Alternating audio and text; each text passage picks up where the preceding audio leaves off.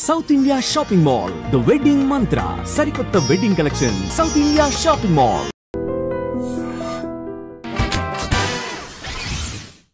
అందరికీ నమస్కారం. 50 ఏళ్ల అద్భుతమైన సినీ కెరియర్ ఆయనది.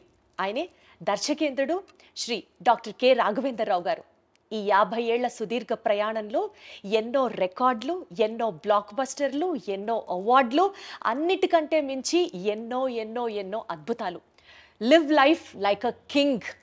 ఈ సూక్తికి ఆయన ఒక నిలువెత్తు నిదర్శనంగా నాకు అనిపిస్తూ ఉంటుంది. 100% సార్థకం అవుతుంది ప్రతి అక్షరం కూడా. సో 50 ఏళ్ల సినీ జర్నీని పూర్తి చేసుకున్నటువంటి రాఘవేంద్రరావు గారికి ముందుగా తెలుగు ప్రేక్షకులు, తెలుగు అభిమానులు అందరి తరఫున, ఎస్పెషల్లీ మా ఐ డ్రీమ్ తరఫున హృదయపూర్వక కృతజ్ఞతలు తెలియజేసుకుంటూ, శుభాకాంక్షలు అందజేస్తూ, ఆయన విలువైన సమయాన్ని ఇంటర్వ్యూ చేయడానికి మాకు ఇచ్చినందుకు గాను ప్రత్యేకమైన ధన్యవాదాలు తెలియజేసుకుంటూ, 50 years of cinematic legendary experience పూర్తి చేసుకున్న దర్శకేంద్రుడు డాక్టర్ రాఘవేంద్రరావు గారికి మరొక్కసారి గౌరవ ఇంటర్వ్యూ స్టార్ట్ చేయడం చాలా సంతోషంగా ఉంది. థ్యాంక్ యూ అమ్మా. ఎలా ఉన్నారు సార్? నీది బెజవాడ, నాది బెజవాడ. ఆ కనెక్ట్ ఉంటేనే నాకు ఒక పాజిటివ్ వైబ్ అనిపిస్తుంది సార్. కృష్ణా జిల్లా. Thank you so much. ఏ ప్రోగ్రామ్ అంటే 40 ఏళ్ళు మాట్లాడలేదు, మీ అందరూ తెలుసు. అవును, సౌందర్యలహరిలోనే ఫస్ట్ మాట్లాడింది. నా నమ్మకం ఏంటంటే అమ్మా, డైరెక్టర్గా నా జర్నీ ఇంతకాలం ఇంత స్ట్రాంగ్గా ఉండడానికి కారణం ఆయన నా ప్రొడ్యూసర్లకి, ఆర్టిస్టులకి, టెక్నీషియన్స్కి, డిస్ట్రిబ్యూటర్స్కి, థియేటర్ యాజమాన్యానికి అండ్ ప్రేక్షక లోకానికి, వీళ్ళందరికీ మనస్ఫూర్తిగా థ్యాంక్స్ చెప్తున్నాను. వాళ్ళు లేకపోతే నా ఈ సక్సెస్కి అర్థం లేదు. అండ్ ముఖ్యంగా పర్టికులర్గా నేను వాళ్ళ ఇంత సక్సెస్ఫుల్గా ఉండటానికి రీజన్ ఏంటంటే మంచి ముహూర్తం. ఏంటంటే పూజ్యులు విశ్వఖ్యాత నట సార్వభౌమ ఎన్టీ రామారావు గారితో అడవిరాముడు చిత్రంతో నా జర్నీ కమర్షియల్ డైరెక్టర్గా స్టార్ట్ అయిందమ్మా.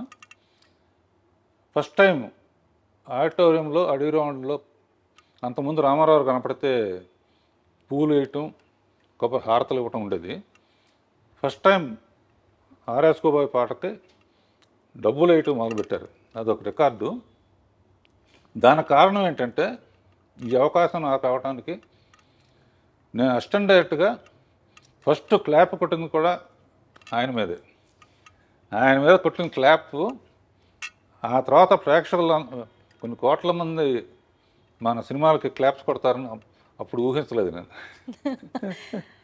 ఇలా చాలా విషయాలు మీ నుంచి తెలుసుకోవడం, మీతో పంచుకోవడం సంతోషంగా ఉంది.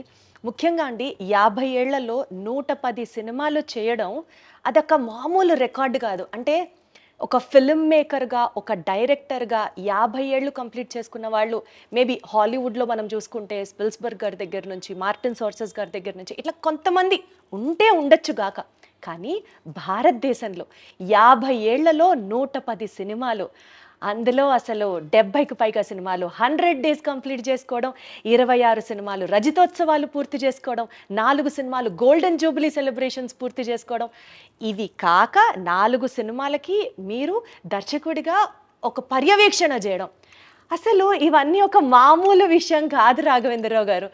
ఈ మ్యాజిక్ని ఎలా సాధ్యం అయ్యేలా చేశారు మీరు? అంటే ఎప్పుడు ప్రతి ఫీల్డ్లోనూ కాంపిటీషన్ స్పిరిట్ ఉండాలమ్మా.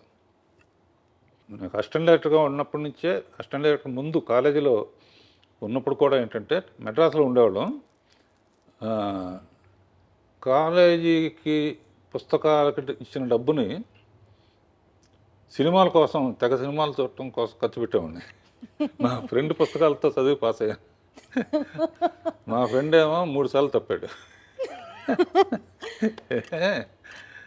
అలా చూసి నడిచి మౌంట్ రోడ్ నుంచి నడిచి వస్తూ ఉంటే ఈ షాట్ ఎట్లా తీశారు, ఈ షాట్ ఎట్లా తీశారు, మనం అయితే ఎలా తీయాలి అనే ప్యాషన్ విపరీతంగా ఉండేదమ్మా. అప్పుడు మా నాన్నగారు కూడా డైరెక్టరు. ఆ తర్వాత ఆయన చాలా సక్సెస్ఫుల్గా ప్రేమ్ నగర్ ఇవన్నీ చేశారు. మా సొంత ప్రొడక్షన్స్ ప్రకాష్ ప్రొడక్షన్స్ అని ఉండేది. దానికి ఎంబ్లమ్ లైట్ హౌస్ అనమాట. సొంతంగా తీసిన సినిమాలు చాలా అడ్వాన్స్ ఐడియాగా తీసేవారు ఆయన. అందుకనే మొత్తం పోయింది డబ్బు. డైరెక్టర్ ఆలోచనలు ఎలా ఉంటాయంటే కంపారిజన్స్తో ఉంటాయి. ఓకే. ప్రకాష్ ప్రొడక్షన్స్ లైట్ హౌస్లో బల్బు ఆరిపోయింది, నేను మళ్ళీ డైరెక్టర్ అయ్యి ఆ బల్బు వెలిగించాలి అబ్బా అనే ఒక ఛాలెంజ్ తీసుకున్నామా. ఛాలెంజ్ తీసుకుని ఫస్ట్ పిక్చర్ పాండవనస్తం కమలాకర్ కామేశ్వరతో చేసి తర్వాత నాన్నగారి దగ్గర ఎక్కువ చేశాను. విమోచన గారి దగ్గర ఒకటి చేశాను. నాన్నగారి దగ్గర సెక్షనే చాలా ఉపయోగపడింది. నాన్నగారితో స్త్రీ జన్మ ఇది తీస్తున్నప్పుడు రామానాయుడు గారు నాన్నగారు ప్రేమనగర్ కనెక్షన్స్తో నేను మ్యూజిక్ విషయంలో కానీ ఈ విషయంలో కానీ నా యాక్టివిటీసు ఇవన్నీ చూసి రాఘవేంద్రరావు ఫస్ట్ డైరెక్షన్ నాకే చేయాలి నువ్వు అని చెప్పారు. చెబితే మా ఫాదర్ ఏమన్నారంటే ఇంకొంచెం ఎక్స్పీరియన్స్ ఉంటే బెటర్ అని చెప్పి అలా పాపం అందుకనే సౌందర్యలహరిలో ఫస్ట్ నేను నాయుడు గారితోనే స్టార్ట్ చేశాను. ఆ తర్వాత యాక్చువల్గా మా ఫ్రెండ్స్ చాలా కేసీపీ లిమిటెడ్ అని దాని తాలూకు కొంచెం బాగా రిచ్ పీపుల్, బాగా క్లోజ్గా ఉండేవాళ్ళం. వాళ్ళు రోజు రాఘవేంద్ర సినిమా తీద్దామన్నారు. తీద్దామంటే నేను అందరిలాగా ఎందుకు శ్యామ్ బెనగల్ వాళ్ళలాగా మంచి ఆర్ట్ ఫిల్మ్ తీయాలి, ₹1,00,000 తీసి రికార్డు చేయాలి, కొత్త ఆర్టిస్టులు ఎవరికి డబ్బులు ఇవ్వటం లేదు, ఎవరు ఫుడ్ వాళ్ళు తెచ్చుకోవాలి, ఇటువంటి పిచ్చి ఆలోచనలతో వాళ్ళకి చెబితే ₹1,00,000 సినిమా కాదు, కాస్ట్లీ సినిమా తీయాలి, ఫస్ట్ పిక్చర్తోనే జగపతితో పోటీ పడాలి, రామానాయుడు గారితో పోటీ పడాలి. సో ఒక డైరెక్టర్గా అది డిఫైనింగ్ మూమెంట్ అనమాట. అసిస్టెంట్ డైరెక్టర్ నుంచి డైరెక్టర్గా ఆ ఛాలెంజ్ని యాక్సెప్ట్ చేస్తూ అప్పటి పరిస్థితులకు తగ్గట్టుగా వండర్ఫుల్ అండి. నేను ఏం చేస్తానో ఎలా చేస్తానో కూడా నా మీద నమ్మకంతో ఇచ్చిన ప్రొడ్యూసర్స్ మొట్టమొదటి ఇచ్చిన వాళ్ళకి మర్చిపోకూడదు కదమ్మా. సార్ ఆ హంబుల్ క్వాలిటీ ఎన్ని జనరేషన్స్ మీ నుంచి నేర్చుకున్నా సరే ఇంకా చాలా తక్కువే అవుతుంది. అది మే 2, 1977 టాలీవుడ్కి ఒక గొప్ప దర్శకుడు పరిచయం అయిన రోజు. బాబు సినిమా రిలీజ్ వెనకాల ఒక కథ ఉంది అని విన్నాము. అంటే మీరు ముహూర్త బలాన్ని గట్టిగా నమ్ముతారని, ఆ ముహూర్తానికి ఆ సినిమాని విడుదల చేయాలి, కానీ అప్పట్లో కాబట్టి కరెంటు కోతలు అవి ఉంటూ ఉంటాయి, సో టైంకి రిలీజ్ చేయలేకపోతున్నాము అని చెప్పి మీరు ఒక పోస్టర్ వేసి అందరికీ పంచారట. సో ఆ ఎక్స్పీరియన్స్ని గుర్తు చేస్తూ ఆ టైంలో ఎలాంటి సవాళ్ళని ఎదుర్కొన్నారు రాఘవేంద్రరావు గారు మీరు? అంటే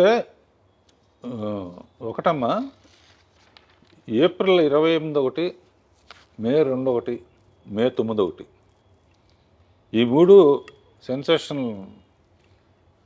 బాబు కూడా 28 రిలీజ్ అవ్వాల్సిందే, మే 2కి వచ్చింది. ఓకే.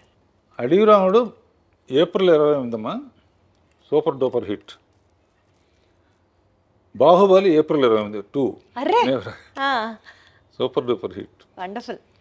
మే 2 నా ఫస్ట్ పిక్చరు, మే 2 అమరావతికి మళ్ళీ పుట్టినరోజు. అంటే మనం బెదవాడాలం కనుక ఖచ్చితంగా అమరావతితో కనెక్ట్ అవుతాం. రైట్. మే 9 రేపు one of my Veerudu Athiloka Sundari మా అందరి ఫేవరెట్ సినిమా రీ రిలీజ్ అవుతుంది అప్పుడు కూడా. సో ఈ 3 డేట్స్ గోల్డెన్ మెమరీస్ ఉంటాయమ్మా. అండ్ ఎప్పటి నుంచో నాకు ఈటీ చూసినప్పటి నుంచి ఫ్యాంటసీ సినిమా తీయాలని, ఫస్ట్ ఫ్యాంటసీ సినిమా డైరెక్ట్గా కొన్ని కేవీరెడ్డి గారు 1-2 తీశారు, కానీ యాక్చువల్ ఫ్యాంటసీగా అక్కడి నుంచి రావటం అది అంటే అది క్రెడిట్ అనుకోవట్లేదు. రైటర్ చక్రవర్తి ఐడియా చెప్పాడు, తర్వాత జంజాల గారు, ఎండమూరి వీరేంద్రనాథ్, విజయేంద్ర ప్రసాద్ మేమందరం కలిసి తీసాం. రేపు 9వ తారీఖు నాకన్నా మా టీం అందరూ ఉత్సాహంగా ఉన్నారన్నమాట. అసలు మేమందరం ఫ్రెండ్స్ ప్లాన్ చేసేసుకున్నాము. అక్కడ కేక్ కటింగ్కి అక్కడ అసలు ఫుల్ హడావిడి చేయడానికి ఫుల్. అంటే ఫస్ట్ టైం ఆ సినిమాని కొన్ని లక్షల సార్లు చూసినా ఇంకా సినిమాని ఇప్పుడు మళ్ళీ థియేటర్కి వెళ్ళి చూడాలి అన్నది మాలో కూడా ఫ్యాన్స్గా కూడా బోలెడంత ఎక్సైట్మెంట్ని నింపే ఒక సినిమా అది. అదేనమ్మా, ఇప్పటికీ దత్తు గారు కానీ చాలామంది జగదేకవీరుడు వస్తుందో మళ్ళీ తీయమంటారు. నేనేమంటా అంటే అదే పేరు పెట్టి వేరే సినిమా తీసినా బాగుండదు. ఉమ్, అదే సినిమా తీయాలంటే మళ్ళీ కంపారిజన్ వస్తుంది. ఉమ్, ఇప్పుడు చిరంజీవి కొడుకు రామ్ చరణ్తో తీసాం అనుకో, శ్రీదేవి కూతురు జాహ్నవి ఝాన్సీ కపూర్ తీసాం అనుకో, మనుషులు మారారు కానీ వాళ్ళే గుర్తుకొస్తూ ఉంటారు. 100% రైట్ సార్ మీరు చెప్పింది. పైగా మ్యూజిక్ ఏమో మార్చకూడదు. ఉమ్, అంతకన్నా గొప్ప మ్యూజిక్ ఇళయరాజా గారు మహానుభావుడు. ఒకసారి ఊరిని సరదాగా చెప్తాను, ఇళయరాజా గారు నేను ఎప్పుడు మాట్లాడినా కదా, ఆయనకి ఏదో ఫంక్షన్ వస్తే ఇక్కడికి వచ్చాడు ఆయన. అందరూ మాట్లాడిన తర్వాత రాజా గారు మాట్లాడడం, ముందు డైరెక్టర్ గారిని మాట్లాడమనండి రాఘవేంద్ర గారిని, నేను ఆయన మాట్లాడరంటే ఇప్పుడు అదేం కుదరదు, ఆయన మాట్లాడితే నేను మాట్లాడతాను అంటే, సార్ నన్ను క్షమించండి, నేను ఎప్పుడు మాట్లాడలేదు స్టేజ్ మీద అంటే, మీరు మాట్లాడితే మాట్లాడతా లేకపోతే దిగిపోతాను. ఉమ్, అప్పుడు ఒక మాట చెప్పాను అనమాట, ఇళయరాజా గారు జగదేక వీరుడు అయితే ఆయన సంగీతం అతిలోక సుందరి అని. అబ్బబ్బబ్బబ్బబ్బబ్బబ్బ. భలే చెప్పారు. హా. అంతకన్నా 2 ముక్కల నుంచి ముగించేశారా? ఆ మాత్రం ఆ ఒక్క అంతే. మాట చెప్పి ముగించేశారా? ఈ మధ్య అంటే ఇప్పుడు రంగంలో దిగాను కాబట్టి కొంచెం మాట్లాడుతున్నా. సో 1977లో బాబు సినిమా రిలీజ్ అయిన తర్వాత బాగా రికార్డ్స్, బాగా కలెక్షన్లు వచ్చాయి. అదే టైంలో ఆ స్పాన్లో కె విశ్వనాథ్ గారి జీవనజ్యోతి సినిమా రిలీజ్ అయినప్పుడు మీ సినిమా కలెక్షన్లు కొద్దిగా తగ్గాయి అని చెప్పి మీరే ఒక ఇంటర్వ్యూలో చెప్పారు. అంటే కాస్త డిసప్పాయింట్ అయ్యారు మీరు ఆ టైంలో అని చెప్పారు. సో దాని తర్వాత ఎక్స్పీరియన్స్, నా సినిమా అంటే ఇలా ఉండాలి అని ఒక స్టాండర్డ్ ఏమన్నా అనుకున్నారా మీరు? నిజంగానమ్మా నాకు విశ్వనాథ్ గారి పిక్చరు, బాపు గారి పిక్చర్ అంటే చాలా ఇష్టం. మొదట్లో అసిస్టెంట్ డైరెక్టర్ కొన్నప్పుడు ఆదుర్ సుబ్బారావు పిక్చర్లు సాంగ్స్ టేకింగ్లో నా సినిమా బాగుంది 50 డేస్ వరకు బాగా ఆడుతుంది. ఈ లోపల జీవన్ జ్యోతి రిలీజ్ అయింది. నేను యాజ్ విశ్వనాథ్ గారి ఫ్యాన్ లాగా ఆ సినిమాకి వెళ్ళాను. ఎప్పుడైతే వాణిశ్రీతో ఆ సెంటిమెంటల్ పార్ట్ వచ్చిందో, zoo zoo zoo zoo zoo zoo zoo zoo zoo zoo అని పాట ఉంటుంది, ఆ పాట రాగానే ఒకటే అనుకున్నా, మన థియేటర్లో ఈ ఒక్క పాట కోసం మన థియేటర్లో వాళ్ళందరూ కూడా జూ జూ జూ అంటే విశ్వనాథ్ గారి థియేటర్కి వెళ్ళిపోతారు అని స్పోర్టివ్గానే తీసుకున్నామ్మా. తీసుకుని ఆయనతో కూడా నేను షేర్ చేసుకున్నా. ఎందుకంటే అప్పటి నుంచి ఆయన అసలు ఫ్యామిలీను ఇళ్ళు ఇయ్యే తప్ప, నేనేం కులుమన వెళ్ళి అక్కడికి వెళ్ళి ఇక్కడికి వెళ్ళి ఆయనలాగా తీయాలనుకునేవాడు. కానీ మళ్ళీ నెక్స్ట్ పిక్చర్కి మళ్ళీ కాశ్మీర్ అని ఇదని అదని రెస్పాన్సిబిలిటీ అంటే ఆడియన్స్కి. చాలా రోజులు రాజమౌళి కూడా ఫాలో అయ్యాడు. ఒక పెద్ద పిక్చర్ తీస్తే నెక్స్ట్ ఒక చిన్న పిక్చర్ తీసేవాడిని. అవును. బాబు తర్వాత జ్యోతి తీశాను, అడవి రాముడి తర్వాత కల్పన తీశాను. అచ్చా. అట్లా పెద్ద సినిమాలని చిన్న సినిమాలని రెండు బ్యాలెన్స్ చేయడం మీ స్కిల్. జయసుధ ఇట్లా చేసుకుంటా ఉంటే అడ్వాంటేజ్ ఏంటంటే, చాలా రోజులు రాజమౌళి ఫాలో అయ్యాడు కానీ వన్స్ మగధీరాను బాహుబలి అయిన తర్వాత ఇక అతని చేతుల్లో లేదు. చచ్చినట్టు ఇంకా పెద్ద సినిమా తీయాల్సింది. అంటే ప్రత్యేకంగా దాని వెనకాల రీజన్ ఏంటి? ఒక పెద్ద సినిమా, ఒక చిన్న సినిమా. అంటే చిన్న సినిమా అప్పుడు రాఘవేంద్రరావు సినిమా అంటారు, పెద్ద సినిమా అన్నప్పుడు ఆ పేరు ఉంటుంది. అంటే హీరో పేరు ఉంటుంది తప్పని కదా నేను చెప్పేది. మెయిన్గా అంటే రాఘవేంద్రరావు సినిమా చూడాలి, లేకపోతే దాసరి నారాయణరావు సినిమా చూడాలి. ఇప్పుడు ఏంటంటే రాజమౌళి సినిమా చూడాలి, సుకుమార్ సినిమా చూడాలి, అన్నీ అందరూ. మీ స్టైల్ ఆఫ్ ఫిల్మ్ మేకింగ్లో రాఘవేంద్రరావు గారు ఒక గ్రాండియర్ ఉంటుంది. ఒక విజువల్ స్టోరీ టెల్లింగ్ని మీరు అద్భుతంగా విజువల్స్ రూపంలో కానీ, ఫ్రేమ్ సెట్ చేయడంలో కానీ మీ మార్క్ మీదే. అదే ఇందాక మీరు అన్నట్లు పెద్ద సినిమా అయినా అద్భుతంగా ఉంటుంది, చిన్న సినిమా అయినా బీభత్సంగా ఉంటుంది. ఆ ఎక్స్పర్టైజ్ మీకు సాధ్యం అంతే. నేను నిన్న క్వశ్చన్ అడుగుతాను. జ్యోతి తీశాను, దేవత తీశాను, బొబ్బులి బ్రహ్మను తీశాను, అన్నమయ్య తీశాను, తర్వాత ఇంకా ఫ్యామిలీ డ్రామాలు చాలా తీశాను, చాలా ఎమోషనల్ సబ్జెక్టులన్నీ. ఇన్ని సినిమాలు తీసి దాని గురించి మాట్లాడితే రాఘవేంద్రరావు పాటలు బాగా తీస్తారంటారు. కారణం ఏంటి నువ్వు చెప్పాలి. అడు చూపిస్తావా? అలా అని కాదు, బట్ అంటే అదే నేను చెప్తున్నాను కదా, ఏ ఫ్రేమ్కి ఆ ఫ్రేమ్ స్పెసిఫిసిటీ ఉన్నా light travels faster than sound అంటారు కదా. సో కొన్ని సీన్స్, కొన్ని సాంగ్స్ ఎస్పెషల్లీ మీరు సాంగ్స్లో యూజ్ చేసే కొన్ని ప్రాపర్టీస్ అట్లా నిలబడిపోతాయి అంతే, అది వేరే లెవెల్ అంతే.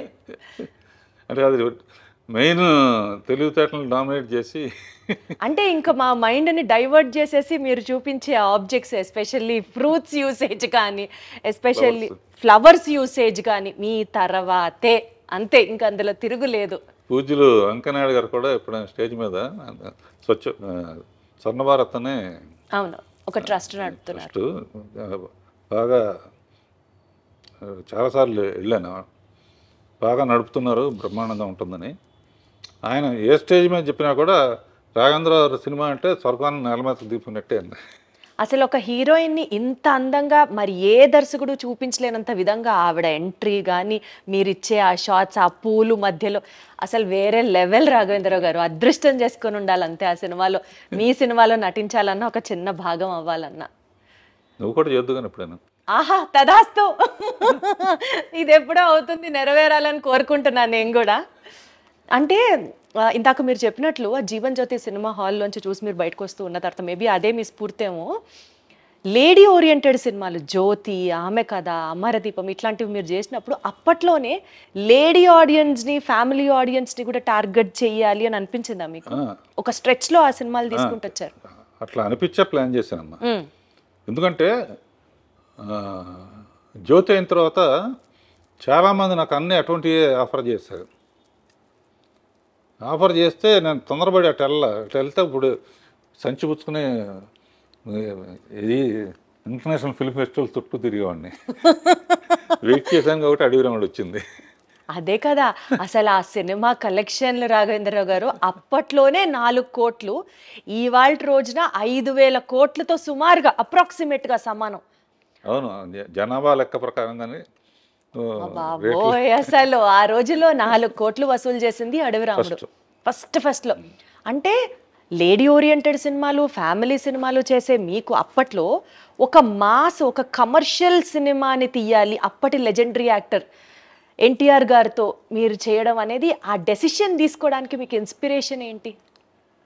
అసలు ఆయన ఒప్పుకున్నాడు నా డైరెక్షను అని తెలియగానే ఇక ఆయన సినిమాలు మళ్ళీ ఒకసారి బెదవాడ వెళ్ళిపోయి ఒకసారి రిలీజ్ అయ్యాయి కదమ్మా, ఆయన సినిమాను చూశాను. ఆయన కనపడితేనే పూలు వేయటం లేకపోతే హారతలు వేయటం చేస్తారు. నడిచి వస్తేనే అలా చేస్తున్నారు, ఏనుగు మీద వస్తే ఎలా ఉంటుంది అని. ఏనుగు మీద, అవును, గజారోహణం ఏదో అంటారుగా. ఏనుగు మీద వస్తే, ఏనుగు మీద రావాలంటే అడవికి వెళ్ళాలి, అడవికి వెళ్ళాలంటే వాడు టార్జాన్ అయి ఉండాలి, టార్జాన్కి సూట్ అవ్వదు. అప్పుడు ఏం చేయాలని ఆలోచించి, ఎప్పుడు ఫారెస్ట్ ఆఫీసరు విలన్స్ కుమ్మక్కవుతారు. ఈ సిన్సియర్ ఆఫీసర్గా ముందే ఆఫీసర్గా వెళ్తే డ్యూయట్లకి రొమాన్స్కి ఛాన్స్ ఉండదు. ఎన్ని ఆలోచించారు అసలు. అందునే ఫస్ట్ ఎన్ని స్టడీ చేయడానికని మామూలు మనిషిగా వచ్చి అక్కడున్న ట్రైబల్స్ని వాళ్ళ గొప్పతనం చెబుతూ, కొన్ని రోజులైన తర్వాత నాకు భయం వేస్తున్నాను. అప్పటికి రామారావు కృష్ణుడి ఫోటోలు కానీ రాముడి ఫోటోలు కానీ ఇళ్లలో పెట్టుకునేవాళ్ళు. ఈ పిక్చర్ మనకు ఆడకపోతే ఇక మన కెరీర్ ఏమైపోతుందన్న టెన్షన్తో కృషి ఉంటే మనుషులు దృష్టిలో అవుతారనే పాట క్రియేట్ చేసి, మీరేం తక్కువ వాళ్ళు కాదు అని చెప్పి, గొప్ప అని చెప్పి, ఏకలవ్యుడు, వాల్మీకి, రాముడిది నా కోరిక ఏంటంటే ఈ సినిమా ఆడితే సంతోషం, ఆడకపోతే మళ్ళీ ఆయన్ని చూసేది కాదు. సరే, రాముడు ఎట్లా ఉంటాడో మనకు తెలియదు, ఆయనలాగానే ఉంటాడు. చాలామంది అంటారు నిజంగా రాముడు ప్రత్యక్షమైనా కూడా నువ్వు కాదులే అంటారు. అంత బ్రాండ్ ఉంది దానికి, కృష్ణుడు కానీ రాముడు కానీ. నా కోరిక ఏంటంటే లాస్ట్ షాట్ రాముడుగా చూడాలని మనసులో అనుకుని ఆ షాట్ లాస్ట్లో తీసి ఆ శబరి చేసే యాక్షన్ని యాక్ట్ చేసి చూపించి కాళ్ళకి నమస్కారం. జన్మదినమైంది అనుకున్నాను. ఆయన కారు ఎత్తు ఫస్ట్ టైం అవుట్డోర్కి వచ్చారమ్మా. ఆయన అంతకుముందు అంతా గిండి ఊరు అటు వచ్చేవారు కాదు. It is green memory in my life brother అన్నారు. అట్లా నన్ను చాలా ప్రేమగా చూసుకున్నారు. తర్వాత ఆయనతో 12 సినిమాలు చేశాను. 12లో 9, 10 హిట్లే. అసలు హిట్ కాందేది సార్. తర్వాత చిరంజీవితో 14 తీశాను. 14 సినిమాలు చిరంజీవి గారితో. సో నా అదృష్టం ఏంటంటే 3 తరాలతో చేశానమ్మా. అవును సార్. రామారావు, బాలకృష్ణ, మళ్ళీ తారకరత్న, మళ్ళీ నాగేశ్వరరావు, నాగార్జున, సుమంత్, కృష్ణ, మహేష్ బాబు, సోమన్ బాబు కొడుకు రాలేదు కానీ తర్వాత శ్రీకాంత్ కొడుకుతో కూడా మళ్ళీ అసలు ఇంట్రడ్యూస్ చేసిందే మీరు. సూపర్ అసలు. అలా ఈజ్ ఆల్ డెస్టినీ అమ్మా. నేను ప్లాన్ చేసింది కాదు. People are really blessed to work with you sir. నా అదృష్టం ఏంటంటే ఇంతవరకు ఏ హీరో కూడా నా డైరెక్షన్ అంటే ఆయన వద్దులేండి అనలా. ఎవరు సార్ అనేది ఆ మాట? ఎలా సార్ అంటారు ఆ మాట? నారాయణరావు నాది చాలా మంచి కాంబినేషన్ అమ్మా. నేను మాట్లాడను కాబట్టి నా తరఫున ఆయన మాట్లాడేవాడు స్టేజ్ మీద. ఆయన పిక్చర్ ఒకటి ఆడితే నేను పోటీగా ఇంకో పిక్చర్, నాకు పోటీగా ఆయన ఇంకో పిక్చర్, ఇట్లా చాలా ఫ్రెండ్లీ వాతావరణంలో జరిగిందమ్మా. అప్పట్లో ఈ ఇండస్ట్రీ ఎలా ఉండేది సార్? అంటే సినిమా మార్కెటింగ్ పరంగా కావచ్చు, టాప్ హీరోస్ని సినిమాలు చేయడానికి కన్విన్స్ చేసే విధానం కావచ్చు, మీ డైరెక్టర్స్ మధ్యలో ఉండే ఆ పోటీతత్వం కావచ్చు, అంటే ఎలా ప్లాన్ చేసేవారు మీరు అప్పటి ఆ స్ట్రెస్ని, కాంపిటీషన్ని హ్యాండిల్ చేయడానికి? ఇప్పుడు రామారావు కానీ లేకపోతే వీళ్ళకి కానీ వాళ్ళకి కానీ గంటలు కథ చెప్పేవాళ్ళం కదమ్మా. చెప్పేవాళ్ళు కాదు. అంతకుముందు వాళ్ళు ఏం చేశారు, మనం ఈసారి కొత్త డిఫరెంట్ ఏంటి, ఓ 20 మినిట్స్ 30 మినిట్స్లో లైన్ ఓహో ఓకే అయిపోయిందమ్మా. లేకపోతే ఇంకోటి చూడండి అంటే అంతే. ఆ తర్వాత ప్రొడ్యూసర్స్ కూడా చాలా మంచి ప్రొడ్యూసర్స్. నాకు ఎంతసేపు ఏంటంటే ప్రొడ్యూసరు 100% నష్టపోకూడదు. రెస్పాన్సిబిలిటీ. ఎందుకంటే వాళ్ళు వడ్డీలు తెచ్చి అది చేసి 100% సక్సెస్ అవ్వాలి అనే స్పిరిట్తో ఉండేది. అందులోనే మ్యాక్సిమం అడిగిన 38 డేస్లో తీసామన్నా. అంతేనా? 38 రోజుల సినిమా అయిపోయింది. జ్యోతి 8 రోజులు. అరే ఏదైనా కూడా 40-45 రోజులమ్మా మాక్సిమం. ఆ తర్వాత ఈ జిప్పులు ఇవన్నీ వచ్చిన తర్వాత కొంచెం అప్పుడైనా కూడా నేను 70 రోజులు దాట్లా, 60-70 రోజులు. అలా ఒక పక్కన తెలుగు, ఒక పక్కన హిందీ. ఊరికి మనగాడు తెలుగులో కృష్ణతో పెద్ద సూపర్ హిట్ మా. అది చూసి జితేంద్ర మా హిందీలో తీద్దామని. అప్పుడు ఏంటంటే 16 ఏళ్ళ వయసు తెలుగులో హిట్ అయింది, హిందీలో శ్రీదేవి చేస్తే ఆడలా. అయినా కూడా జితేంద్ర శ్రీదేవిని పెడదామంటే ఓకే అన్నాడు. లేకపోతే అమ్మాయికి అట్లా మన సౌందర్య ఇంటర్వ్యూలో కూడా అమ్మాయి చెప్పింది అసలు. అండ్ చాలా అన్ఫార్చునేట్ విషయం ఏంటంటే లాస్ట్లో అమ్మాయి మామ్ అనే సినిమా తీసింది కదమ్మా, రీసెంట్గా రిలీజ్ అయింది. అవును. ఇక్కడ ఆడియో ఫంక్షన్ తెలుగులో కూడా చేయడానికి నన్ను చీఫ్ గెస్ట్గా పిలిచి అమ్మాయి కాంబినేషన్లో 24 సినిమాలు చేశాను. 25th ఫిలిం కూడా మనం చెయ్యాలని నాకు ఆడ నమస్కారం పెట్టింది. ఆ తర్వాత దేవలోకానికే వెళ్తుంది. అతిలోక సుందరి దేవలోకానికే వెళ్ళిపోయింది.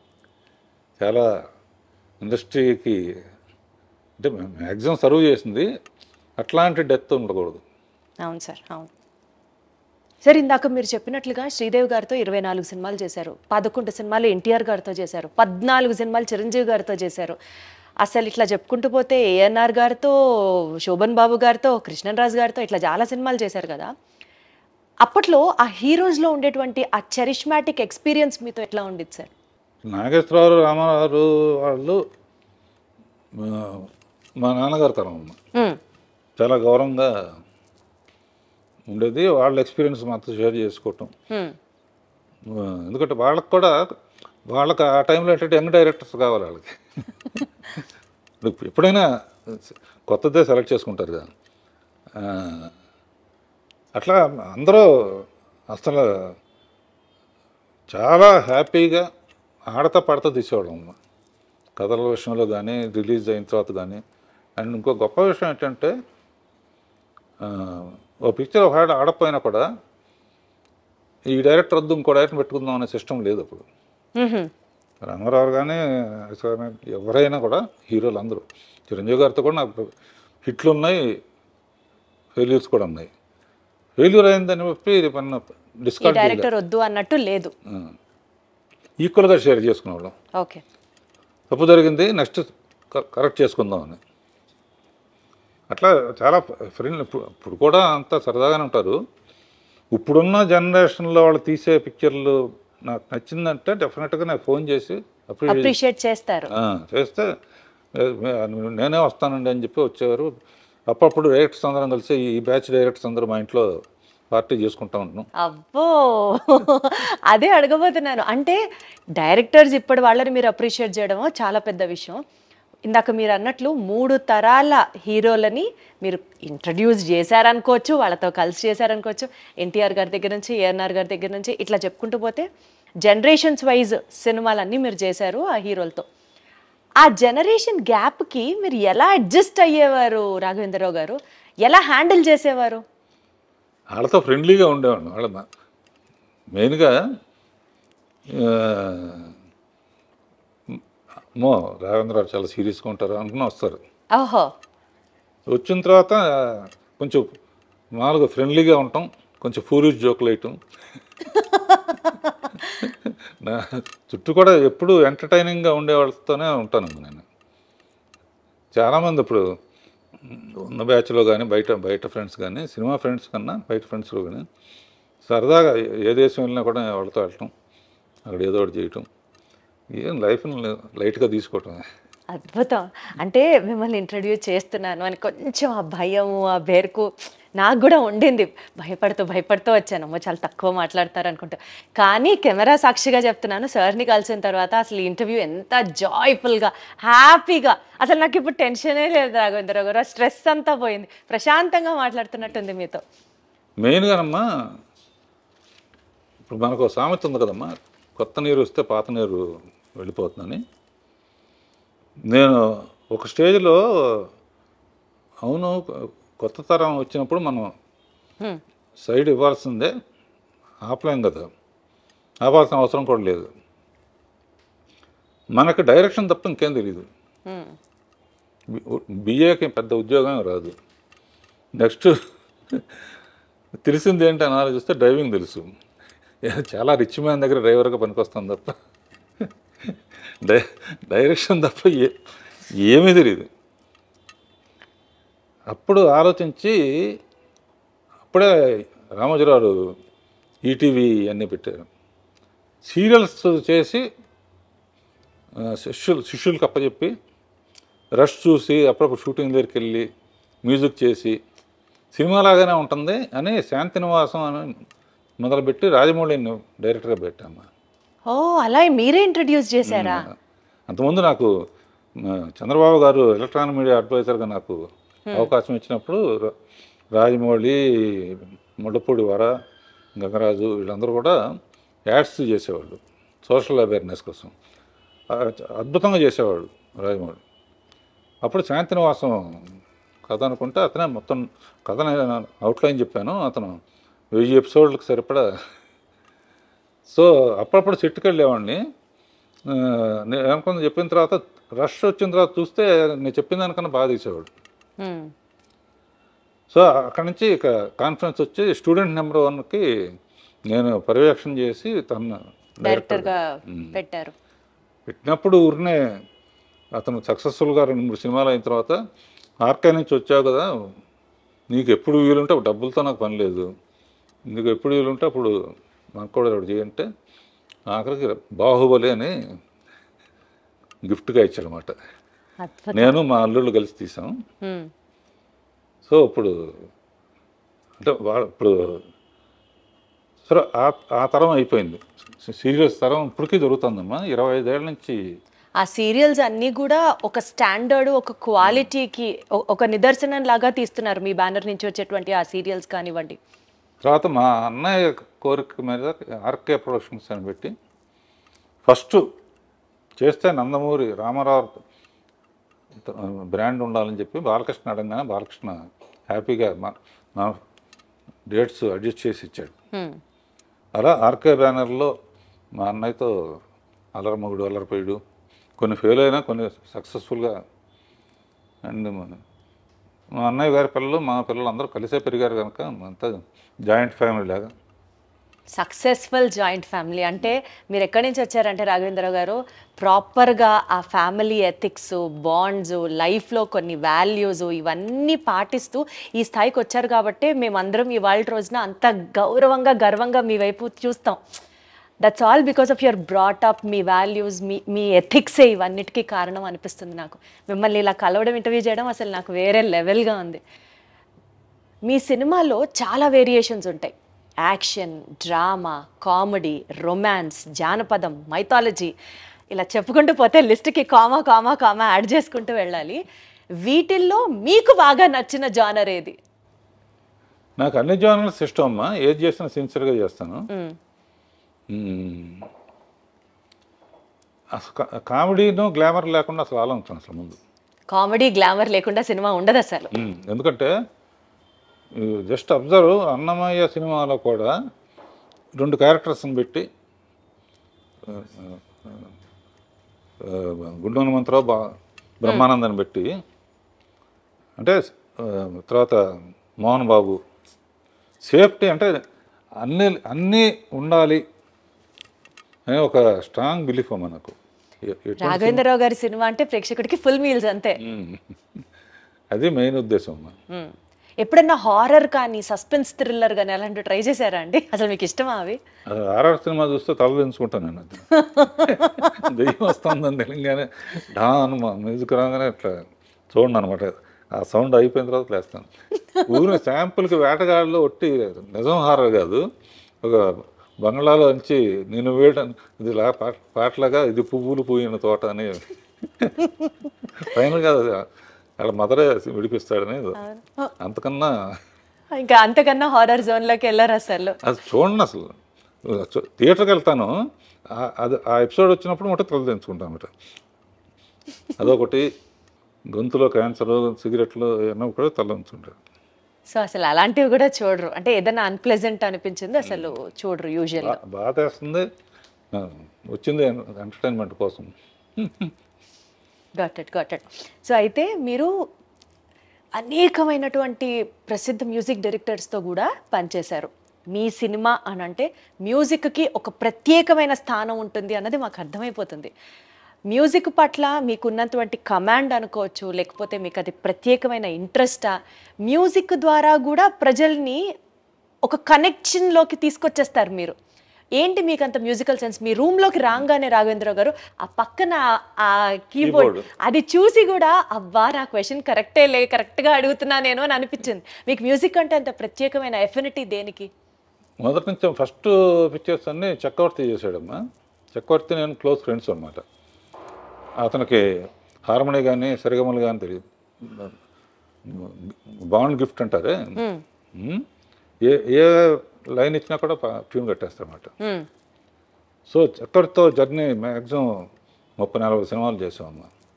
తర్వాత మహాదేవన్ గారు, తర్వాత పెద్ద చేంజ్ అసలు మ్యూజిక్లో సెన్సేషన్ చేసింది మన ఇళయరాజా గారు.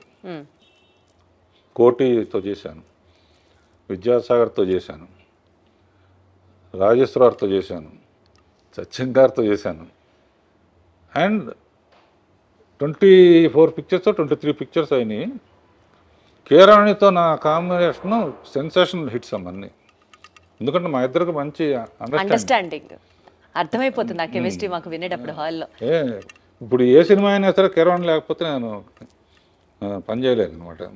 అంత సింక్ అయిపోయారు. సింక్ అయిపోయి ఫ్యామిలీగా కూడా బాగా వాళ్ళ ఫ్యామిలీ మా ఫ్యామిలీ కలుస్తాం, రాజమౌళి ఫ్యామిలీ మా ఫ్యామిలీ కలవడం. అంటే కేరాణి దగ్గర నుంచి నేర్చుకుంది ఏంటంటే కొంచెం రాగాల గురించి కానీ ఇది కానీ ఇదే రాగం అని అడిగి. కేరాణిలో గొప్పతనం ఏంటంటే పల్లవిలో ఆల్మోస్ట్ సిచ్యువేషన్ బట్టి తనే చాలా వరకు కాంట్రిబ్యూషన్ ఉంటుంది. అలా మ్యూజిక్ అసిస్టెంట్ డైరెక్టర్గా ఉన్నప్పుడే 60 పాటలన్నీ పాడుకునేవాడిని. అండ్ మేము హాలిడేస్కి నేను మా బ్రదరు విలేజెస్కి వెళ్ళేవాడు. కేసరపల్లి మాది. వెళ్ళినప్పుడు సినిమా వాళ్ళం అంటే వాళ్ళ క్రేజ్ ఆ రోజుల్లో. ఇప్పుడు అంత క్రేజ్ లేదనుకో. ఇప్పుడు కూడా అంతే క్రేజ్ ఉందండి. కాగదు సినిమా వాళ్ళు అంటే అదేండి. ఏ సార్ ఏదో పాటలు పాడండి అనేవాళ్ళు. నేను మా అన్న కలిసి డ్యూట్ పడేవాళ్ళం. అబ్బో, గుర్తుందా ఏదన్నా 1-2 లైన్లు ఇప్పుడు పాడగలరా? జస్ట్ ఊరుకునే ఒక హమ్ము. పులి వస్తేరా ఏం చేస్తావురా అన్నయ్య అంటే ఇది చేసేస్తాను తమ్ముడు అని. ఏదో అంటే విలేజ్ లైఫ్ నాకు బాగా ఇష్టం అమ్మా. అందునే తర్వాత చాలా సినిమాలు విలేజెస్లోనే తీశాను.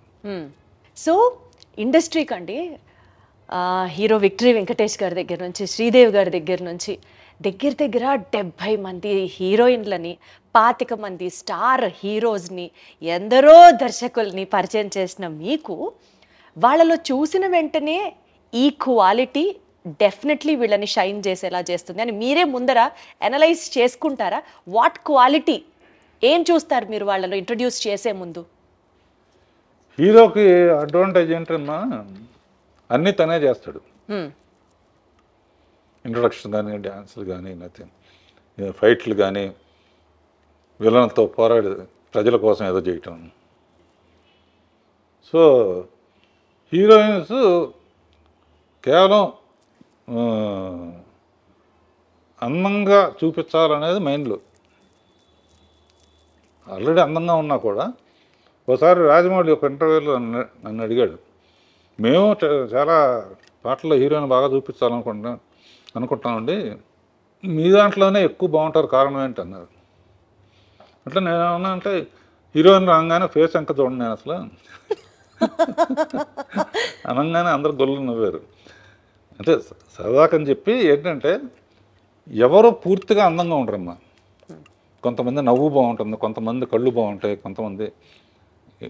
సో ఏది బాగదో అది చూపించకుండా అవాయిడ్ చేయటమే మీ గొప్పతనం, మీ స్కిల్. లేకపోతే కొంచెం అటు ఇటుగా ఉంటే చుట్టూ పూలు పెట్టి అందులోంచి అమ్మాయి అదా పూలకి అసలు కారణం. అలా అల్టిమేట్గా ఏంటంటే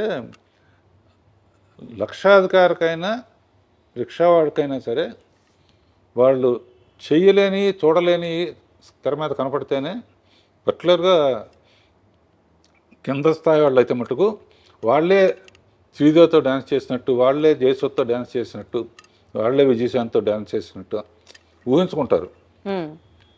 కంపల్సరిగా సినిమా రిలీజ్ అయిన తర్వాత విజయవాడ వెళ్ళేవాడిని, విజయవాడ, ఏలూరు ఇవన్నీ. వాళ్ళ కామెంట్స్ చాలా విచిత్రంగా ఉంటాయి మనం ఊహించిన దానికన్నా కూడా. జగదేక సుందరికి శ్రీకాకుళం అక్కడికి వెళ్తే ఒక అతను అన్నాడు, ఈ సినిమా ఎవరైనా సరే 3 సార్లు చూడాలంటే 3 ఏంటర్ లెక్క అని అడిగాను నేను. ఒకసారి చిరంజీవి కోసం చూడాలి ఏం చేస్తున్నాడని, ఒకసారి శ్రీదేవి కోసం చూడాలి ఏం చేస్తుందని, ఒకసారి ఇద్దరిని కలిపి చూడాలి. అంటే వాడు ఎంత ఆలోచన. మనం కూడా ఈ యాంగిల్లో చూస్తే ఇద్దరు అద్భుతంగా చేస్తూ ఉంటే రెండు చూడలేము కదా, ఎవరిని చూసి న్యాయం చేస్తాం. అందునే అంత అన్ని రోజులు కానీ అన్ని. సో వాళ్ళ దగ్గర నుంచి చాలా నేర్చుకోవాలమ్మా, ఆడియన్స్ దగ్గర నుంచి. మనం తీసి పంపించేయటం కాదు. తర్వాత అప్పుడు ఓన్లీ ల్యాండ్ లైన్లు కనుక ఏంటి సినిమా పరిస్థితి అంటే వాళ్ళు ఫోన్లో చెప్పారు, విపరీతమైన రిపీట్ ఆడియన్స్ అండి, 13:3 వరకు చూసి కొంతమంది వెళ్ళిపోతారు, ఇదేంటి డబ్బు టికెట్ కొని 13:3 వెళ్ళిపోవటం ఏంటి అన్నాను. 13:3 ఆఖరి సాంగ్ వస్తుందండి, ఆ సాంగ్ ఆ మజా ఊహించుకుంటూ దారిలో ఒక బీరు కొనుక్కుని మల్లెపూలు కొనుక్కుని ఇంటికి వెళ్తాడు. అంటే వాళ్ళ విశ్లేషణ అమ్మా, నేను అనుకునేది కాదు, ఆడియన్స్ పల్సు. అంటే ఎవరైనా కళలు వస్తూ ఉంటాయి, లేకపోతే ఇది ఏంటంటే అదే మూడ్లో, అంటే సాంగ్స్కి పర్టికులర్గా పేరు రావడానికి రీజను ఇటువంటి. Got it sir. అలాంటి ఎలిమెంట్స్ ని మీరు ఎక్కువ ఫోకస్ చేసేవాళ్ళు, ఆ దృష్టి ఆలోచించేవాళ్ళు. సరదాగా చిరంజీవి గారు కానీ వీళ్ళు కానీ మీరు హీరోయిన్స్ అందంగా చూపిస్తారు, అన్నీ మీరే చేస్తున్నారు కదా, యాక్షన్ మీరే చేస్తున్నారు, వీళ్ళంతా ఛాలెంజింగ్ మీరే చేస్తున్నారు అట్లీస్ట్ పోనీ అందంగా హీరోయిన్లైనా చూపిద్దాం కదా అని చెప్పేవారా? ఏదో జరిగిపోయిందమ్మా. ఇదంతా కూడా నేను ఏమనుకుంటానంటే మా అమ్మ నాన్నల, మా అమ్మకి ఎక్కువ పూజలు, ప్రతి నెల ఒక జ్యోతిష్కుడి దగ్గరికి వెళ్ళి ఏంటి మా చిన్నాడి సంగతి ఏంటి, మా పెద్దాడి సంగతి ఏంటి. అందులో సౌందర్యలహరిలో లాస్ట్ ఎపిసోడ్లో మా ఫ్యామిలీ అందరితో మదర్ లేరు అప్పటికి. అదేదో ఫ్యామిలీ పరిచయం కోసం చేసాం అనుకుంటున్నారు. లాస్ట్లో నేను ఉంటాను, ఒకసారి చూడమ్మా. చాలా బిజీగా ఉండి ఎప్పుడు ఇంట్లో నెలకు ఒక 4 రోజులు ఉండేవాళ్ళం. పిల్లలు ఏం చదువుతున్నారో కూడా నాకు తెలిసే కాదు. వాళ్ళు ఏం చదువుతున్నారు, ఫలానా చదవమని కానీ నేను వాళ్ళకు వాళ్ళు చదువుకున్నారు, వాళ్ళకు వాళ్ళు పైకి వచ్చారు, వాళ్ళకు వాళ్ళు ప్రూవ్ చేసుకున్నారు. ఇలాంటిది ఈ షోలో ఎందుకు పెట్టానంటే పిల్లలకి ఇండివిజువాలిటీ ఇచ్చి, ఇప్పుడు ప్రతి ఫంక్షన్కి పిల్లలు చేసుకునే ఫంక్షన్కి కూడా నన్ను పిలుస్తారు, సరదాగా ఉంటాను. ఇది చూసైనా ఓల్డ్ ఏజ్ హోమ్కి పేరెంట్స్ పంపించకూడదు. లేకపోతే నా వయసు ఏంటి, వాళ్ళ వయసు ఏంటి, వాళ్ళ పిల్లలు వాళ్ళందరూ బర్త్డేలకు కూడా అంకుల్ వస్తే బాగుంటుందని వాళ్ళ ఫ్రెండ్స్ కూడా. అంటే ఏదో ఒకటి పుట్టినరోజుకి ఒక సత్యపండు ఉండేవాడు, పాటలు తెలుగుదేశానికి పాటలోను బర్త్డే సాంగ్స్, ఎవరు బర్త్డే వేస్తే వాళ్ళ మీద ఒక సాంగు అంతకుముందు తీసిన స్టిల్స్ వేసి ఏదో ఒక ఇంట్రెస్ట్ క్రియేట్ చేస్తూ ఉంటాం అన్నమాట. సార్ మీలా స్పార్క్ ఉంటుంది సార్, అది అది ఎవర్ లైటింగ్ స్పార్క్. ఇందాకే నేను మిమ్మల్ని పాయింట్ అడుగుదాం అనుకున్నాను, మనం ఈ ముచ్చట్లలో పడి అది కొంచెం పక్కకి వెళ్ళింది, కానీ మళ్ళీ గుర్తొచ్చింది. రామారావు గారితో మీకు ఒక ప్రత్యేకమైన అనుబంధం ఉంది. మీరు అసలు షో స్టార్ట్ చేస్తున్నప్పుడే వాళ్ళ పేర్లు తలుచుకుంటూ స్టార్ట్ చేశారు. మీకు అంత క్లోజ్నెస్ ఉన్నప్పుడు వాళ్ళతో రాజకీయాలలోకి మీరు రావాలి అని ఎప్పుడు అనుకోలేదా? ఆ ప్రవేశం గురించి ఎప్పుడు ఆలోచించలేదా? ఏదైనా తెలిసిన పని చేయాలని నా ఉద్దేశం అమ్మా. థ్యాంక్స్ టు చంద్రబాబు నాయుడు గారు. సరే, నాకు మీరు ప్రతి పని స్టార్ట్ చేసే ముందు వెంకటేశ్వర స్వామి దగ్గర నుంచి స్టార్ట్ చేస్తాం, ఆయన పాదాల దగ్గర ఆ కార్యక్రమాన్ని పెట్టి స్టార్ట్ చేస్తామని చెప్పారు. ఈ ప్రస్తావన వచ్చినప్పుడు Annamayya romantic, drama, mythology, fantasy ఇన్ని జోనర్లలో సినిమాలు తీసే మీకు, comedy and glamour most important అని భావించే మీకు, అన్నమయ్య లాంటి ఒక డివోషనల్ సబ్జెక్ట్ చెయ్యాలి అని ఎందుకు అనిపించింది? యాక్చువల్లీ అన్నమయ్య సినిమా ఇప్పటికీ కూడా రీసెంట్ సినిమా రిలీజెస్తో పోల్చుకుంటే ఆడియో ఆఫ్ అన్నమయ్య ఆ సేల్స్ ఇప్పటికీ కూడా స్కై రాకెటింగ్ అవుతూనే ఉన్నాయి. అన్నమయ్య ఒక అణిముత్యం, అన్నమయ్య మ్యూజిక్ అసలు వేరే లెవెల్. డివోషనల్ సబ్జెక్ట్ చేయాలన్న థాట్ మీకు అసలు ఎట్లా? అది ఏదైనా ఆయన ఇచ్చాడు. తిరుపతి సినిమా మొదలు పెట్టేటప్పుడు తిరుపతి వెళ్ళి మొదలు పెడతాం, గడ్డం ఇచ్చేస్తాను. అయిపోయిన తర్వాత తిరుపతి వెళ్ళి గడ్డం ఇచ్చేస్తాను. ఇట్లా ఇప్పుడు వరకు నా గడ్డం తిరుపతిలో తప్ప ఎప్పుడైనా ఎక్కువ రోజులు అయితే పెడితే కొంచెం ట్రిమ్ చేస్తాను అంతే. అన్నమయ్య అనే సబ్జెక్టు బాపు గారు, విశ్వనాథ్ గారు లాంటి వాళ్ళు కాకుండా నాకు అవకాశం రావడానికి ఆయనే కారణం అనుకుంటా. స్వామి పంపించుంటాడు, స్వామి అడగకుండా అన్నమయ్య ఇచ్చాడు. అండ్ ఆ కథ నాకు రావటం, నాగార్జున ఏంటి, రాఘవేంద్ర ఏంటి, సుమన్ ఏంటి అనుకునేది ఛాలెంజ్గా తీసుకుని నాగార్జున పెట్టడానికి రీజన్ అంటే వాళ్ళ ఫాదర్ విపన్నారాయణ ఇవన్నీ కూడా చేశారు. అది కాకుండా ఇది చూడాలంటే మామూలుగా లోపలికి రావాలంటే భక్తి సినిమాలకి హీరోలు ఉంటే బెటర్ అని చెప్పి హీరోని పెట్టి జనాన్ని లోపలికి తీసుకొస్తే గ్యారంటీగా హిట్ అవుతుంది నమ్మకం. అందునే ప్రెస్ షూటింగ్ జరుగుతున్నప్పుడల్లా ప్రెస్ మీట్ పెట్టలు అసలు ఒకేసారి సినిమా చూపించాం అనమాట. బెస్ట్ కళ్ళకి పండగ అసలు స్వామిని అలా చూడడం. అసలు క్లైమాక్స్కి అయితే ఇప్పుడు కూడా ఫోన్ చేసి కళ్ళెమ్మటి నీళ్లు తిరగని వాళ్ళు ఉండరు సార్. ఉన్నారంటే వాళ్ళకి అసలు ఇంకా వాళ్ళు వేరే జోనర్ అని అర్థం చేసుకోవాలి అంతే. ఇప్పటికీ టీవీలో వచ్చినప్పుడు చూస్తే ఫోన్లు వస్తాయి నాకు, ఎందుకు రాకుండా అంత ఏడిపించావు అంట. నాకు కూడా అది రామదాసు నిజంగా స్వామి మీ చేత జయించారు అన్నట్టుగా భావించారు. చిరంజీవి గారు, వెంకటేష్ వీళ్ళందరూ కూడా ఎన్ని సినిమాలు చేసి లాభంగా ఒక అన్నమయ్య చాలు అంటాను.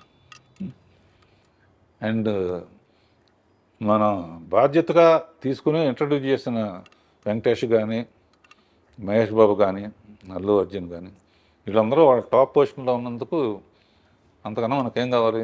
సార్థకం సార్, అసలు జన్మ సార్థకం అంతే. మీతో పనిచేయడమే మహాభాగ్యం. అలాంటిది ఇంట్రడ్యూస్ చేసి వాళ్ళందరూ టాప్ పొజిషన్లో ఉండడానికి కారణం మీరే అని అంటే మాత్రం అసలు ఇంత కంటెంట్మెంట్. సార్ ఇప్పుడు పెద్ద సినిమాల్ని అంటే 70mm స్క్రీన్ ఫిల్మ్స్ని, బిగ్ సినిమాస్ని మీరు షూట్ చేశారు, మీరు హ్యాండిల్ చేశారు. ఆర్కే బ్యానర్తో చాలా సీరియల్స్ చేశారు. అది కాకుండా ఇప్పుడు ట్రెండ్కి తగ్గట్టుగా ఓటీటీలో వెబ్ సిరీస్ని కూడా మీరు డైరెక్ట్ చేశారు. కొన్ని వెబ్ సిరీస్ మీరు చేయడం జరిగింది. ఈ ప్లాట్ఫామ్ని ఎలా చూస్తారు మీరు?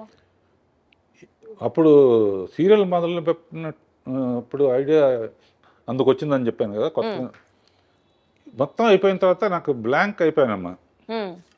బ్లాంక్ అయిపోయాను. ఇప్పుడు ఏం చేయాలి మనం? ఖాళీగా ఆఫీస్కి వచ్చి కూర్చుని ఏం చేయాలి? అప్పుడు నాకు ఐడియా వచ్చింది. సీరియల్ ఐడియా లాగానే యూట్యూబ్ చూడటం మొదలుపెట్టా, షార్ట్ ఫిల్మ్స్. అందులో బెస్ట్గా తీసిన వాళ్ళని పిలిచాను. పిలిచి కొన్ని షార్ట్ ఫిల్మ్స్ చేసాం. అందులో కొన్ని పాటలు రాయటం కూడా మొదలుపెట్టాను. పాటల్ని మీరు రాశారా? అరే! సో అదే టైంలో ఈటీవీలో కథాసౌధ అని చెప్పి వెబ్ సిరీస్, అంటే ఒక్కో సిరీస్ అరగంటలో అయిపోవాలన్నమాట. అరగంటే? అరగంటలో కథ చెప్పడం. అవి ఇప్పుడు శిష్యులను పెట్టేసి నేను అప్పుడప్పుడు సెటిల్కి వెళ్ళి స్టోరీ డిస్కషన్, మ్యూజిక్. సో ఇప్పటికీ మీరు అవి హ్యాండిల్ చేస్తున్నారు, పర్యవేక్షిస్తున్నారు. మన సండే వస్తుంది. ఇప్పుడు లైఫ్ పార్ట్నర్ అని ఒకటి తీశాను, లవ్ యూ నానమ్మ అని ఒకటి తీశాను, సుందరంగా ప్రేమ కథ అని ఒకటి తీశాను. ఏవి అలనాటి ముద్దులు అని రాబోతోంది అనమాట. ఇది ఇందుగలడందు లేడన్న సందేహము వలదు. మా రాఘవేంద్రరావు గారు అన్ని ప్లాట్ఫామ్స్ లో ఆయన ఉన్నాను అని ప్రూవ్ చేస్తారు. అద్భుతం అసలు. అది కాకుండా ఈ కుర్రాళ్ళందరినీ అయిపోయిన తర్వాత ఈవినింగ్ 4:30 నుంచి 6 వరకు వెళ్ళి పికిల్ బాల్ ఆడతాం అనమాట. మళ్ళీ వాళ్ళతో కలిసి అర్రే వీడు కొంతమంది ఆ తర్వాత కీబోర్డ్ అన్నావు కిందాక మా అమ్మ చెప్పింది, ఖాళీగా ఉంటుంది కీబోర్డ్ నేర్చుకోవచ్చు కదా అని. నేర్చుకుంటున్నారా? నేర్చుకుంటున్నారు? అయ్యమ్మ బాబోయ్! మీ ఫిట్నెస్ సీక్రెట్ ఏంటి రాఘవేంద్రరావు గారు? ఎప్పుడు ఆ స్మైల్, ఇన్ని యాక్టివిటీస్, చాలా జోష్ఫుల్గా ఉండడం, సరదాగా ఉండడం. అసలు మీ ఫిట్నెస్ సీక్రెట్ చెప్పండి. మీరు ఏం తింటారు చెప్పండి. తిండి దేవులే కానీ ఎక్కువ ఫూల్స్ ఉన్న చుట్టూ ఉంటారు.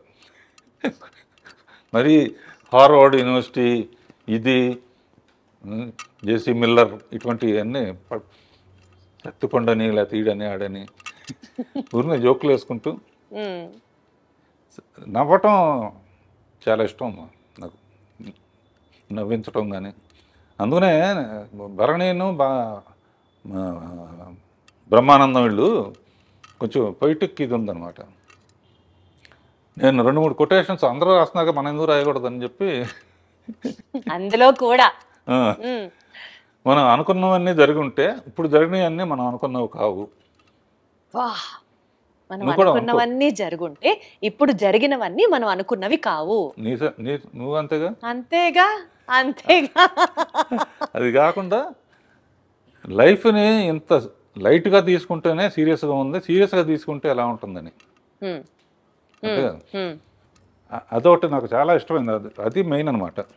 లైఫ్ని ఎంత ఇది వచ్చినా కూడా దాన్ని వెల్కమ్ చేయటం, జోకులు వేసుకుని రే పోయిందిరా సినిమా పోయింది కదా. అసలు సో మీకు ఏది ఆ బాధ కానీ ఆ ఫ్రస్ట్రేషన్ కానీ మిమ్మల్ని అసలు టచ్ చేయవు అన్నమాట. అయితే ఇంట్లో కూడా అంతే. మెడిటేషన్ చేస్తారా దానికోసం ప్రత్యేకంగా? అదొకటి ఉంది, మర్చిపోయాను. పొద్దున్నే ఓ రోజు స్విమ్మింగ్ పూల్, ఓ రోజు పిలాటే, ఓ రోజు స్ట్రెచ్చింగ్ ఎక్సర్సైజ్, ఈవినింగ్ యోగా నిద్ర మెడిటేషన్. ప్రతిరోజు పికిల్ బాల్ అవగానే స్నానం చేసి 40 minutes మెడిటేషన్. సో టైముని అలా విభజించుకుంటా. పని లేకపోతే నాకు ఏదో చెయ్యి అలా ఆడదంటారే. అందుకనే మీరు ఆ 16th year దగ్గర ఆగిపోయారు రాఘవేంద్రరావు గారు. ఇంకా అసలు ఏజ్ ముందుకి రాలేదు అంతే. హ్యాపీగా ఎప్పుడు సరదాగా ఉంటాం. ఈ వాళ్ళ దగ్గర నుంచి నేను నేర్చుకుంటున్నానమ్మా, నా దగ్గర నుంచి వాళ్ళు నేర్చుకుంటున్నారు. కొంతమంది చెప్తారు కదా, కేజీ 1200 రూపాయలు ఉండే బియ్యం తింటాం, లీటరు 5000 రూపాయల నుంచి 10,000 రూపాయలు ఉన్న డైరెక్ట్గా హిమాలయాస్ నుంచి తెచ్చిన వాటర్ తాగుతాం, అదే మా బ్యూటీ సీక్రెట్, అదే మా ఫిట్నెస్ సీక్రెట్ అంటారు కదా. అట్లాంటి ప్రత్యేకమైన తిండ్లు మీరేం తినారా? అసలు తిండి కూడా లేదు అసలు. ఏదో ఇప్పుడు తర్వాత ఏంటంటే జనరల్గా రోజు పొద్దున పూట కూడా ఇడ్లీలు, వడలు, దోశలు తినేవాళ్ళం. ఇప్పుడు ఏంటంటే ఒట్టి నట్స్ను, ఫ్రూట్స్, మధ్యాహ్నం lunch, night only tiffin. So అదన్నమాట మీ సీక్రెట్. ఆ గ్యాప్లో చిన్న పర్సనల్ ఇంట్రెస్ట్. పర్సనల్ ఇంట్రెస్ట్ ఏంటి? ఏదో కాలక్షేపానికి కొంచెం ఒక రౌండ్ వేసుకోవటం. Such an honest, sweet and an humble answer from your end. అసలు సూపర్. ఎటు మనం ఈ విషయాలు మాట్లాడుతున్నాం కాబట్టి రాఘవేంద్ర గారు, నాకు ఇందాకటి నుంచి మిమ్మల్ని చూస్తున్నాను, మీతో మాట్లాడుతున్నాను, కానీ నా ధ్యాస అంతా మీరు షర్ట్ మీద పెట్టుకున్నటువంటి ఆ గ్రీన్ అండ్ వైట్ బ్రోచ్ మీదకి వెళ్తోంది. అసలు అది ఎంత క్యూట్గా ఉందంటే ఏంటి చెప్పండి, దాని సిగ్నిఫికెన్స్ ఏంటి, దాని బ్యూటీ ఏంటి? ఇది మా అమ్మాయిలు ఏంజల్ ఉంటే మంచిది అంటారమ్మా. ఏంజల్? ఏంజల్ ఇళ్లలో కూడా ఏంజల్ బొమ్మ పెడితే చాలా, లేకపోతే నువ్వు కూడా పెట్టుకో ఇంట్లో, ఇది పెట్టుకో అని చెప్పి మా పిల్లలు ఇచ్చారు. ఇది వాళ్ళు ఇచ్చిందంటే నాకు వాళ్ళంటే నాకు ఎంత ప్రేమో, ఇది అంటే అంత ప్రేమ అనమాట. దీంతో చాలామంది అడుగుతారు, ఇది ఎక్కడ పోతుందో అని చెప్పి 2-3 ఒక్కోసారి పడిపోవచ్చు కదా. ఒకటి మట్టుకు అందరూ 2-3 ఎప్పుడూ పెట్టుకుంటాను. ఒకటి మట్టుకు ఎక్కడ పడాలో అక్కడ పడుతుంది. గొప్ప వ్యక్తి అక్కినేని నాగేశ్వరరావు నిర్యాణం చెందినప్పుడు అన్నపూర్ణ స్టూడియోలోనే ఇది చేశారు. ఫైర్ లాస్ట్ రైట్స్ అన్ని అక్కడ చేశారు. నాగార్జున ఎక్కువ ఎమోషనల్ అయితే నెల్లి గట్టిగా కావాలని ఇంటికి వచ్చి చూస్తే ఇది లేదు, అందులో పడిపోయింది అన్నమాట.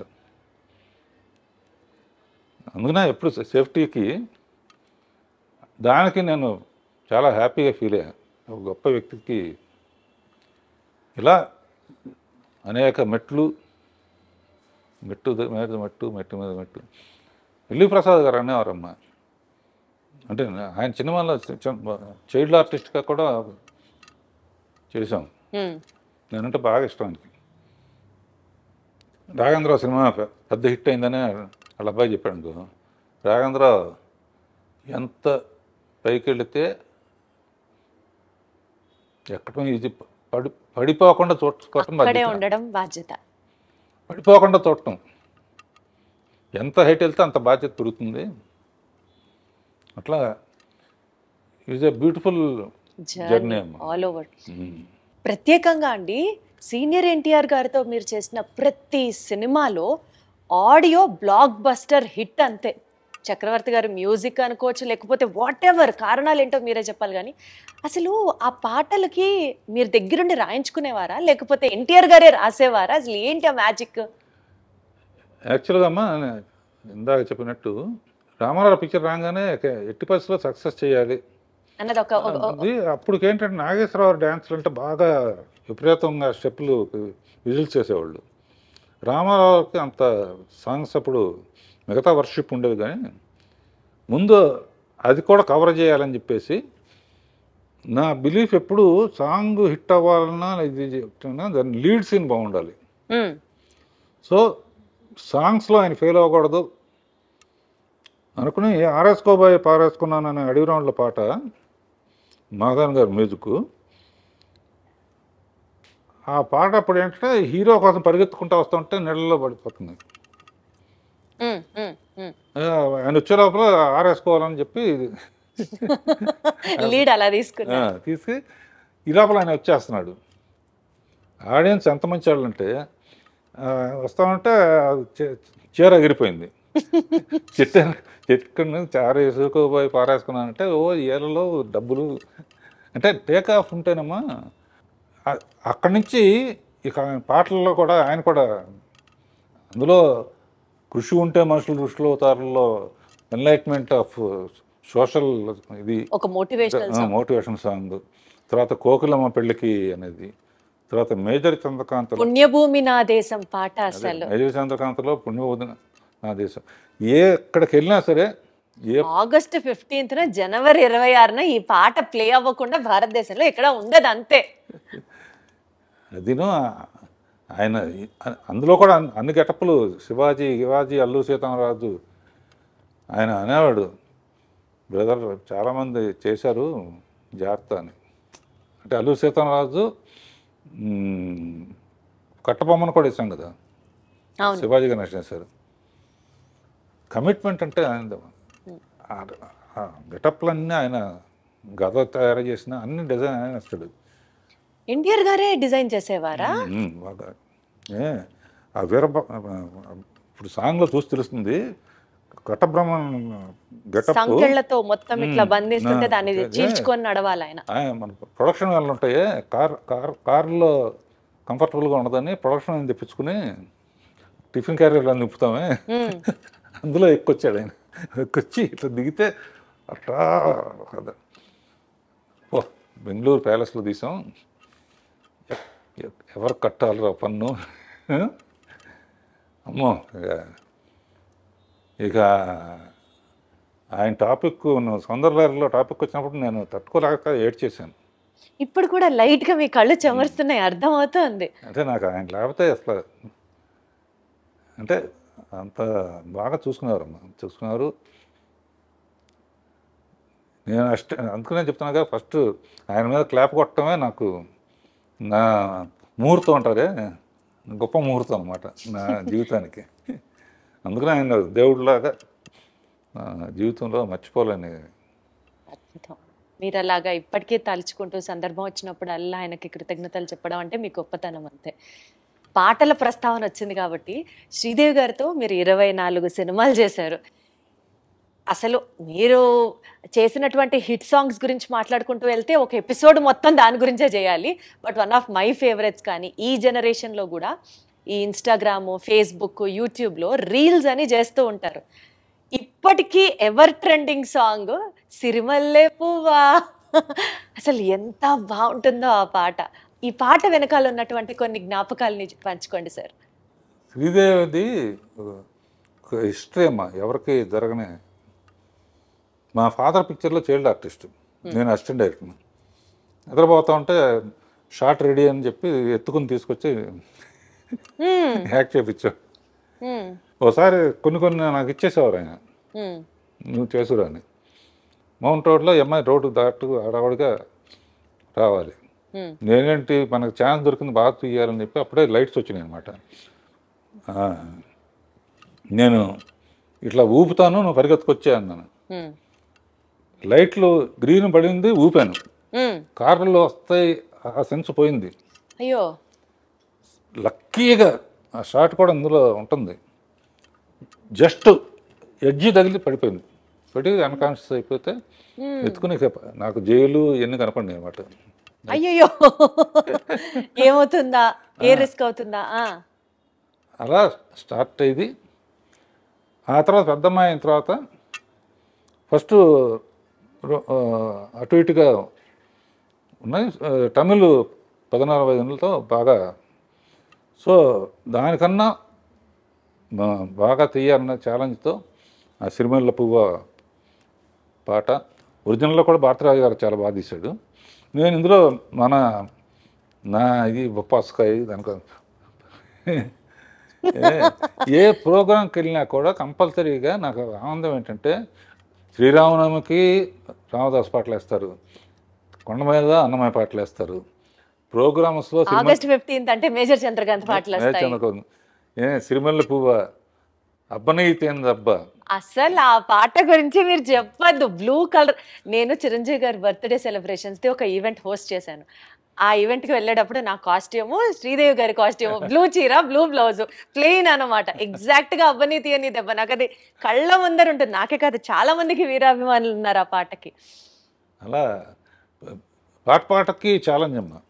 మా పెరటి చేమ చెట్టు అదొకటి మర్చిపోలే. కీరవాణి లేకపోతే నేను మిల్క్ చేయలేను అనే ఫీలింగ్ వచ్చేసింది నాకు.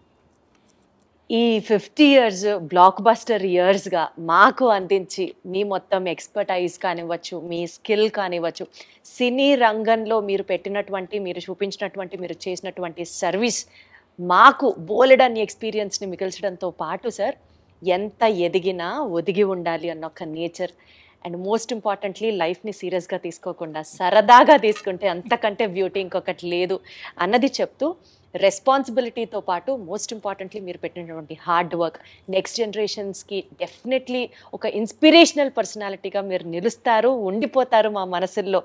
మరొక్కసారి మీకు శుభాకాంక్షలు తెలియజేసుకుంటూ thank you so much Raghavendra Rao garu. Thank you అమ్మా. Thank you audience. ఐ డ్రీమ్కి థ్యాంక్ యూ.